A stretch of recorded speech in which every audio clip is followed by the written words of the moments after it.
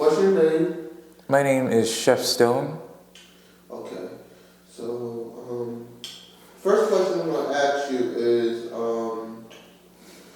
so what do you do for Philly Funk Radio, Reading Captains and Heroes of the Last Q?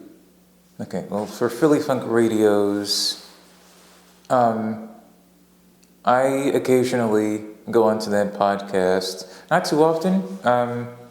As a special guest, I've become a bit of a regular there, where we discuss matters, usually politics, when it comes to Heroes of the Last Q. That is an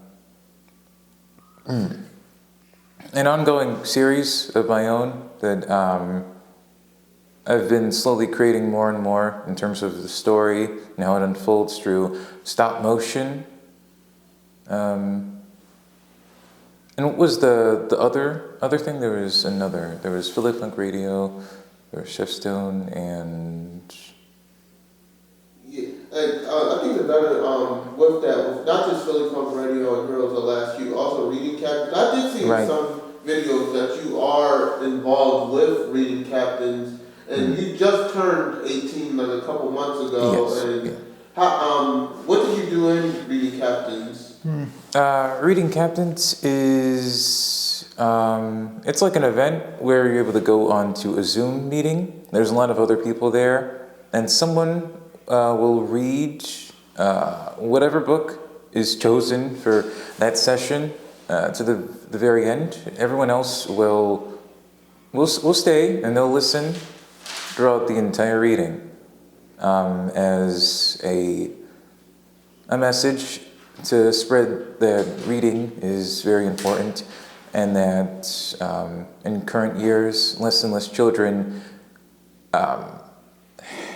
have been reading or have the capabilities of doing so. So, going back to Heroes of the Last Q, what is Roger Robbie, U7, Showtime Tiger, and other characters that you do for Heroes of the Last Q? They are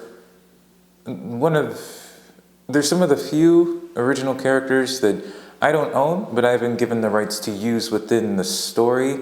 Like, for example, Roger Robbie, at least through my eyes and how I have presented him throughout the story, is kind of the mascot of the story so far. I would like to do more with it, but as of right now, the main message for that show is to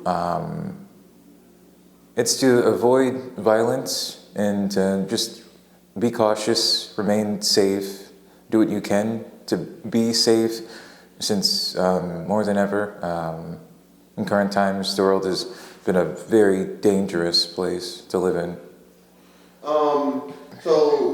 So as an 18-year-old, just whether you graduated high school or not, like, what do you do outside of like what you do for Heroes of the Last Q, Philly Funk Radio, and Reading Captains? Like, you don't gotta know like full detail of what you do, but like maybe like somewhat of detail of like what you do outside of what you do under your dad. Outside of school, I work on the film as much as I can. I have been dabbling in editing whenever I get the chance. I do some photography, and as of now, I haven't dedicated a lot of time to it yet, but I plan to lean more into writing, since that is the next step that I plan to take in terms of just covering all the bases and having more variety of what I do within this, well, when it comes to my hobbies, yeah. Okay, so I'm gonna ask you two more questions. Okay. What's it like being a son of Van Stone? What's he like as a dad? Because like I know he's pretty involved. I've seen like the picture. Like I went to his Facebook and I seen a picture with you and him when you was like a baby or whatever. Yeah. And what's it's like family life with Mr. Van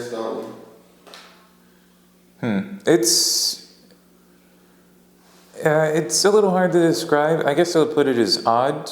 We don't spend that much time around each other, even though we do stay in contact through phone calls. He tried to do a couple things with me when I was much younger. Midway through that, came to a stop, and only recently was picked that we picked that back up due to having similar interests. So yeah. Um, what do you do? I mean, oh, I already asked that. So the last question I want to ask is, what's the future for not just Philly Funk Radio and Reading Captains, but also Heroes LSQ? And I know like Heroes LSQ is your whole thing, and you're a voice actor for Heroes LSQ. Yeah. I think you might do some script writing for the shows, and yeah, like what do you want to do for the future for it? Like, yeah. I would like to invest more time into it. As of right now, there isn't a lot of budget behind it, but I would be very willing to change that with editing.